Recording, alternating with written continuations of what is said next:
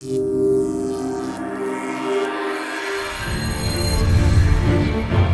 nos vamos ahora hasta París para saludar a Xavier Aubars.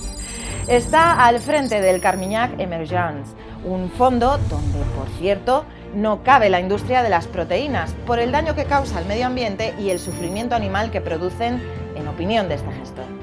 Vegetariano de convicción, le gusta jugar al bridge y al backgammon. También seguir los goles de Mbappé y Neymar en el PSG y ver Juego de Tronos.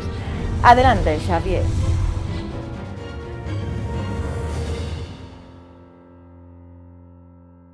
Xavier, tiempo para ti. Empiezo. Merci beaucoup. So let me tell you how Carmignac today runs emerging market strategies, and I'm also going to tell you how. Hoy les voy a explicar cómo gestiona en la actualidad Carmignac las estrategias de los mercados emergentes y cuáles son nuestras perspectivas en cuanto a la clase de activos. Voy a centrarme en el fondo insignia Carmignac Emergence, que se creó en 1997, como pueden ver. Tenemos también otros fondos. Los mercados emergentes siempre han estado en el corazón y el ADN de la empresa, desde que Edouard Carmignac inició Carmignac en 1989, hace ya 32 años. En un momento en el que no era habitual, Carmignac contaba ya con muchos mercados emergentes, casi la mitad del fondo. Así que se trata de una clase de activos muy importante para nosotros.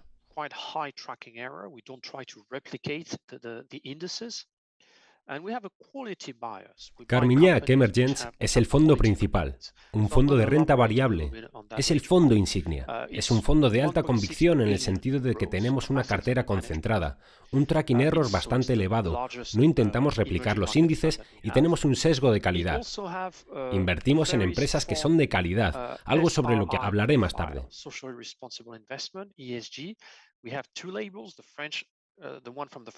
Los activos bajo gestión del fondo tienen un valor de 1.600 millones de euros, siendo el fondo de mercado emergente más grande que tenemos. También tiene un perfil de inversiones socialmente responsable muy potente y ESG. Contamos con dos sellos, uno del gobierno francés y uno del gobierno belga. Además, ponemos el foco en las bajas emisiones. Asimismo, hemos procurado lograr una buena resistencia a las caídas, es decir, tratar de obtener rendimientos cuando los mercados sufren una caída. En esta diapositiva puede observarse el rendimiento del fondo, las métricas de rendimiento del fondo. Quiero centrarme en los puntos de color rojo, que representan la rentabilidad a 5 años, ya que creo que es mucho más relevante al ser este horizonte temporal el adecuado para un fondo como Carmignac Emergence, que se centra en el largo plazo. Como pueden ver, la rentabilidad del fondo ha sido buena, pero lo que es todavía más importante es que hemos respondido bien a la volatilidad.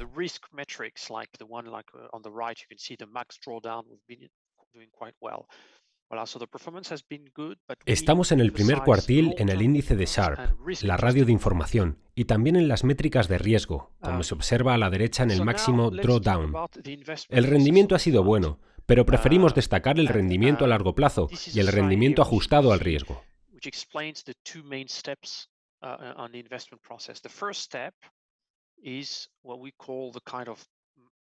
Ahora voy a hablarles del proceso de inversión del fondo. En esta diapositiva pueden observar los dos pasos principales del proceso de inversión. El primer paso es lo que conocemos como proceso financiero, que no se centra realmente en criterios de ESG ni de inversión socialmente responsable. Nos da la dirección en el proceso de inversión. Primero, tenemos el análisis de país, que es muy importante. En este aspecto, contamos con un equipo muy potente en el área de macroeconomía, con nombres como Josep Mouawad, James Blenheim, Rafael Gallardo, todos especialistas en los mercados emergentes y en macroeconomía. Preferimos los países con bases macroeconómicas sólidas, y para nosotros eso significa superávits. Existen dos tipos de mercados emergentes, los que tienen déficit y los que tienen superávit. Si hay un superávit en la balanza de pagos, la economía goza de buena salud y está bien gestionada. Los tres agentes económicos combinados, hogares, empresas y gobierno, están generando más ahorro que inversión, por lo que la economía está en buen estado. Cuando pasamos a analizar los sectores, buscamos crecimiento a largo plazo. Prestamos mucha atención a los niveles de penetración, ya que preferimos invertir en sectores con baja penetración. Por ejemplo, si vamos a comprar un banco, preferimos hacerlo en México, India o el sudeste asiático, donde la penetración de la banca es muy baja.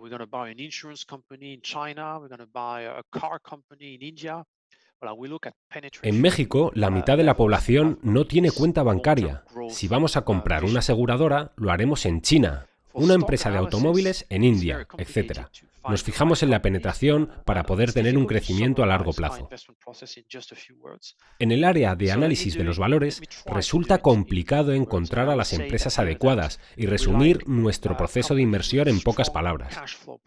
Así que voy a intentar ser lo más breve posible. En este aspecto, preferimos a empresas con un perfil de flujo de caja potente, es decir, no buscamos empresas con un gran capital como aerolíneas o empresas mineras. Optamos por empresas que pueden autofinanciar su crecimiento. Por tanto, este sería nuestro proceso de inversión: países con un superávit en su balanza de pagos, sectores con baja penetración y que van a crecer en los próximos 20 años, y valores con un buen perfil de flujo de caja que les permitirá autofinanciar su crecimiento.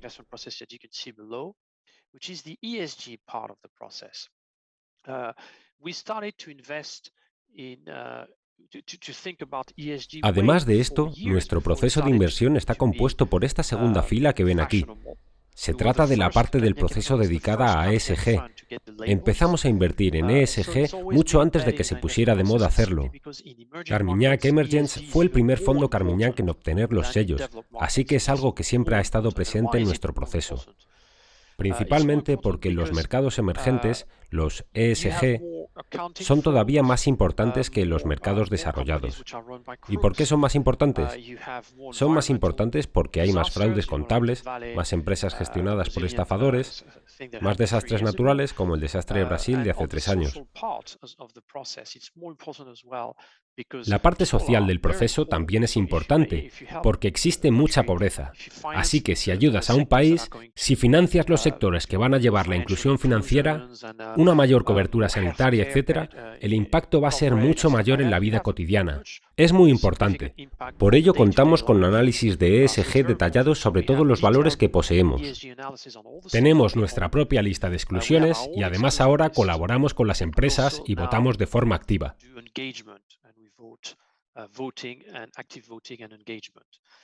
Lo anterior nos ayuda a reducir el universo de la inversión.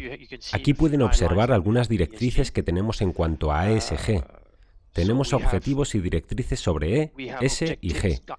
Algunos son obligatorios de cara a los sellos franceses y belgas, y otros los hemos impuesto nosotros.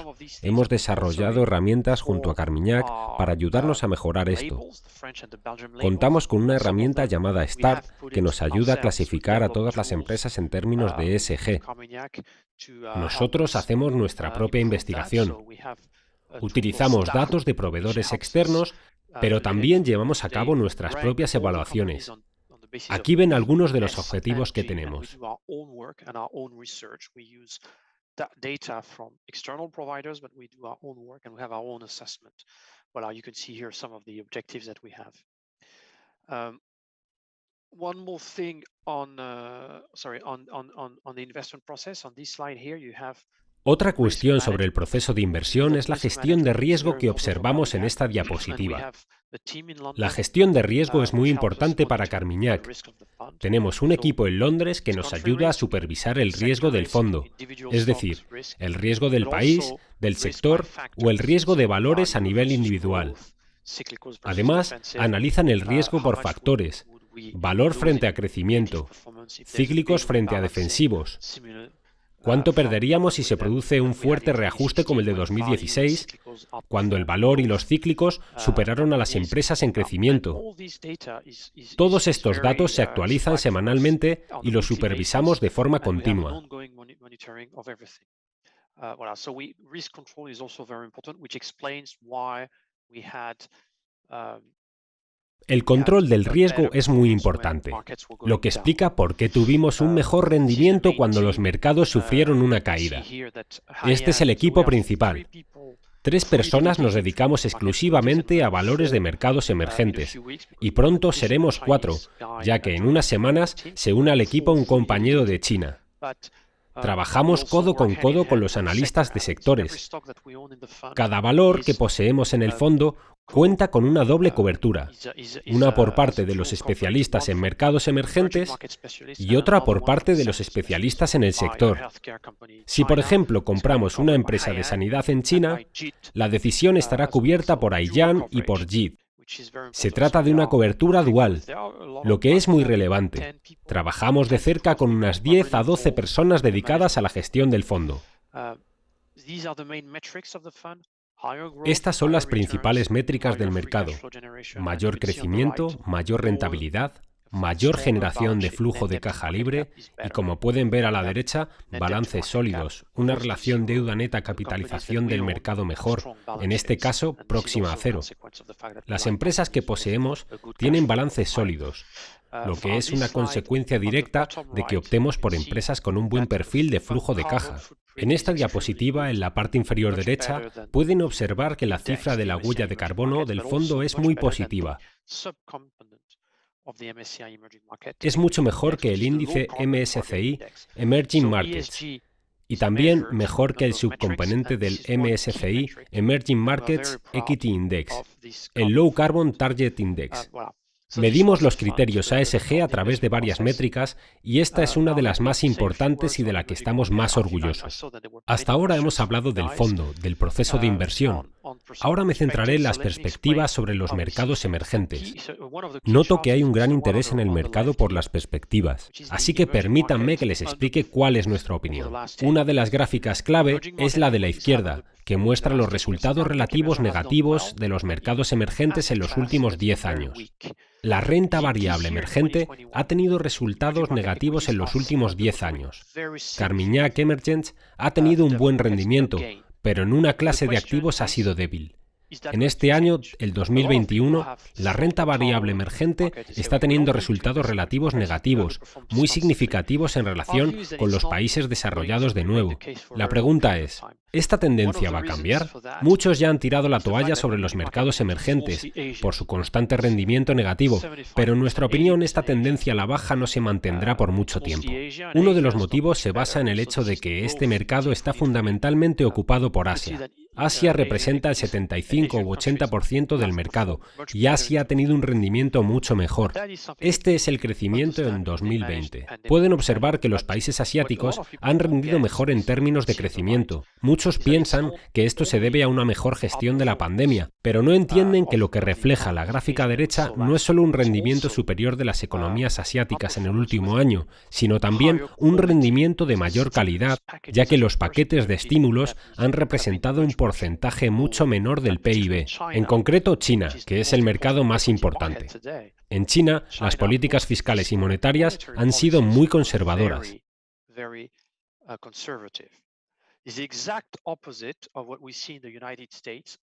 Precisamente lo contrario a lo que vemos en Estados Unidos, donde se observa una expansión del balance federal sin precedentes. Los programas de expansión cuantitativa que hemos visto desde la pandemia en Estados Unidos son claramente superiores a los de 2008. En Estados Unidos vemos un mayor déficit, un rendimiento real inferior y una gran expansión del balance federal, como se ve en la gráfica de la derecha, lo que está correlacionado con la debilidad del dólar. Creemos que el dólar se encamina a un mercado bajista debido al mix de políticas del país, y este mercado bajista será favorable para los mercados emergentes.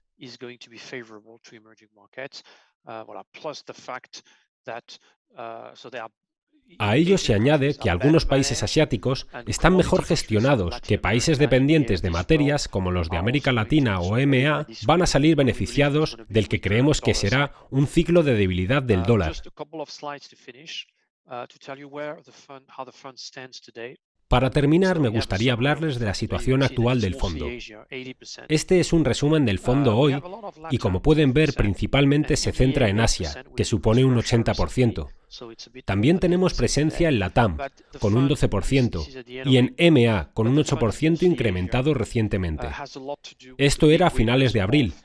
El fondo se centra principalmente en Asia, lo que tiene que ver con los ganadores de la revolución industrial actual. A mis inversores les digo que el rendimiento en las tecnologías que hemos visto en los últimos 6 años no es una burbuja. Lo podemos ver en empresas como Alibaba, JD.com y otras.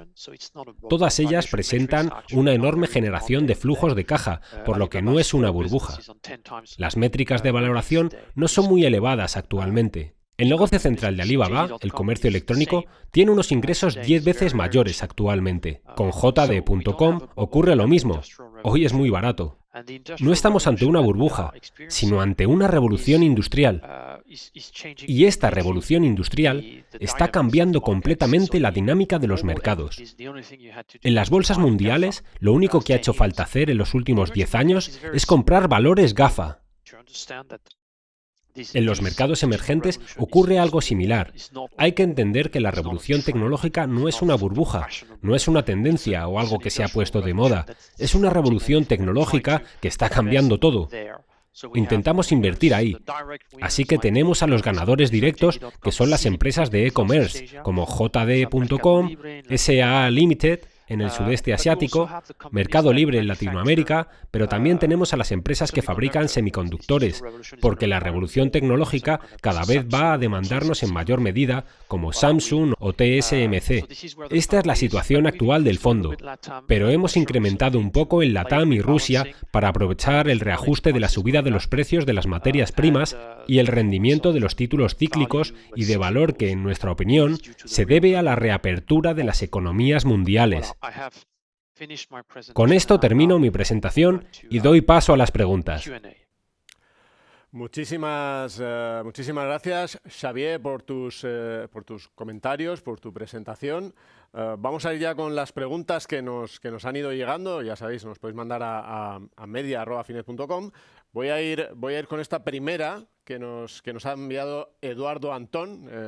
Eduardo Antón es Head of Portfolio Management US and LATAM en Ant Bank. Eduardo nos pregunta, ¿cuáles son tus perspectivas para Latinoamérica? Hemos visto que la región está sufriendo incertidumbre política y hay riesgo de discontinuidad.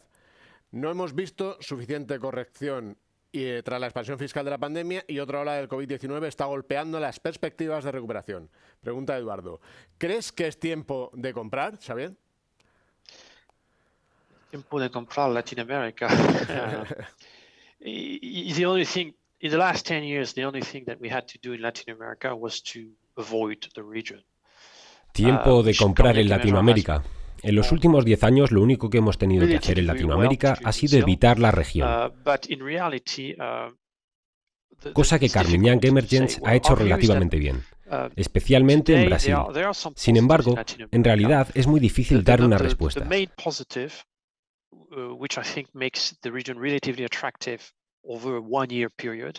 Nuestra perspectiva es que hay factores positivos en Latinoamérica que hacen que la región sea atractiva a un año vista.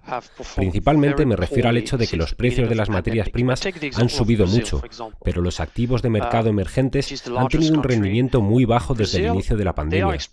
Veamos el caso de Brasil, por ejemplo, que es el país más grande. En Brasil exportan mineral de hierro. El mineral de hierro está alcanzando máximos históricos, llegando a los $192.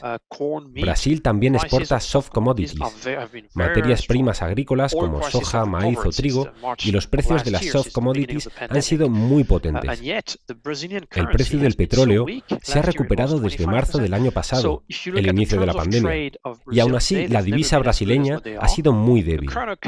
El año pasado perdió el 25%. Hoy son los mejores que ha habido nunca.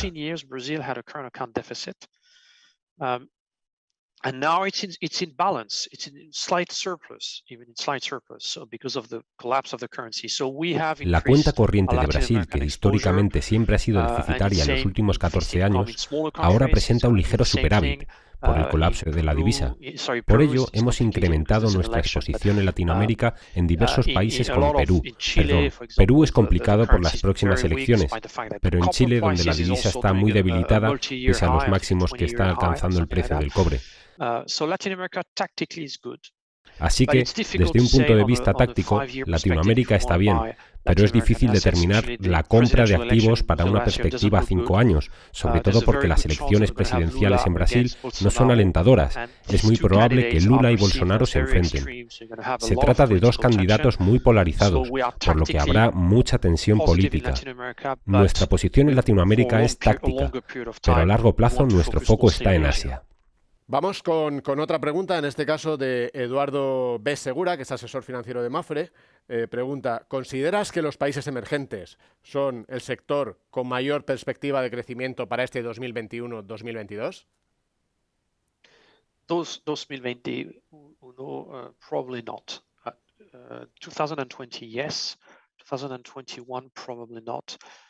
And the explanation is 2021 probablemente no.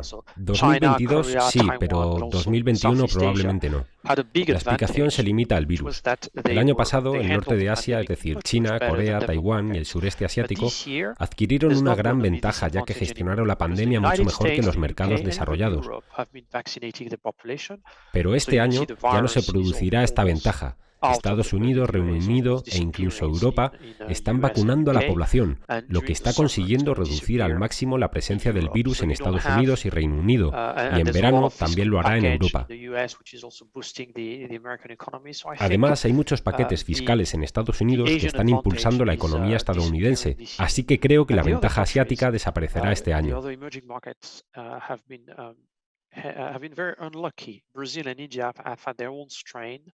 El resto de los mercados emergentes han sido muy poco afortunados. Brasil e India tienen su propia variante, lo que ha dañado enormemente la trayectoria de crecimiento de ambos países, especialmente en el caso de la India. Su variante ha tenido un impacto muy negativo este año. Brasil también sufrió una situación muy negativa en el primer trimestre del año por la variante, así que no creo que en 2021 el crecimiento de los mercados emergentes sea mayor, pero esperamos que se dé una recuperación en la segunda mitad del año y sobre todo el año que viene. El año que viene, si la vacunación se ha generalizado, los mercados emergentes deberán recuperarse con un crecimiento mucho mayor que los mercados desarrollados. Vamos con otra pregunta, Xavier, que nos llega a Finet. Dice, ¿qué peso debería tener la renta variable emergente en una cartera global?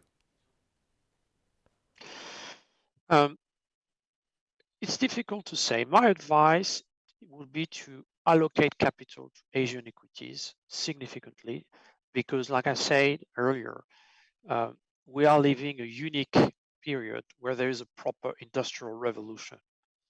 Es difícil responder. Mi consejo sería asignar activos en renta variable en Asia de forma significativa, porque, como he comentado, estamos ante una situación única en la que hay una revolución industrial real, y los ganadores de esta revolución están en California, en Seattle, es decir, en la costa oeste de los Estados Unidos. Algunos también en Nueva York, pero muchos de ellos ahora también están en Asia. Hay grandes ganadores de esta revolución en Asia, como Samsung, que fabrica memorias, TSMC en Taiwán, centrado en el proceso de fabricación de semiconductores, y todos los gigantes de Internet chinos, que tenemos en el fondo y que cuentan con cientos de millones de clientes que generan enormes flujos de caja. Así que creo que Asia debe considerarse como una inversión central en la cartera y sobreponderada. En cuanto al resto, LATAM, EMEA, son interesantes ahora desde el punto de vista táctico, porque el dólar está debilitado y los precios de las materias primas están en máximos. En términos generales, ahora aumentaría el peso de mercados emergentes de forma táctica y de forma estructural en Asia. Vamos con otra pregunta que tenemos, Xavier. ¿Por qué tomar peso en emergentes, invirtiendo directamente en estos países, en vez de en compañías occidentales que tienen la mayor parte de sus ventas allí? Well, the answer to this question is what I said before. We are living today a period which is very unique, which is an industrial revolution. Like there's one per century, and in average, and this is the industrial revolution that is changing the way we need to view La respuesta a esta pregunta, como he comentado antes, se centra en que estamos viviendo un periodo muy único en esta revolución industrial, y hay una en cada sigla de media. Esta revolución está cambiando el modo en que vemos el mundo y las inversiones. Históricamente, el fondo invirtió en empresas como Heineken o BMW para ganar exposición en los mercados emergentes. Hoy los mercados emergentes llevan la iniciativa en tecnología, en Corea y en Taiwán más concretamente, pero también en China. Están liderando las nuevas tendencias, tanto en la revolución digital como en la revolución sostenible, como ocurre con los vehículos eléctricos. Y es que las dos empresas más grandes del sector están en China. Tenemos a Tesla en los Estados Unidos, pero en China las ventas de vehículos eléctricos son mucho mayores que en Estados Unidos y van a seguir creciendo. Creo que hoy tenemos que redefinir nuestra exposición en los mercados emergentes y es mejor invertir directamente en estos países. Última pregunta que tenemos ya. Dice, ¿cuánta rentabilidad extra aportar criterios ESG a la selección de valores en la cartera? It's difficult because to answer this question precisely, because you cannot really model ESG quantitatively. Es difícil responder a esta pregunta de forma precisa, porque no puedes modelar los criterios ESG de forma cuantitativa, pero creo que la mejor forma de responder a esta pregunta es recomendar la revisión de las diferencias en el rendimiento de la cartera MSCI ASG y la cartera MSCI no ASG. No podrá observar que hay un retorno extra del tiempo de un 3% anual. Ahora no puede ser diferente. Considero que probablemente buena parte de los rendimientos extraordinarios que hemos conseguido procede de ASG, sin entrar en el número exacto. No hacemos ASG por hacer. Lo hacemos porque contribuye al rendimiento y porque es uno de los principales motivos por los que el fondo ha funcionado tan bien con respecto al resto. Muy bien, pues muchísimas gracias, Xavier, por tu tiempo hoy, por haber estado con nosotros. Ha sido un auténtico placer. Gracias.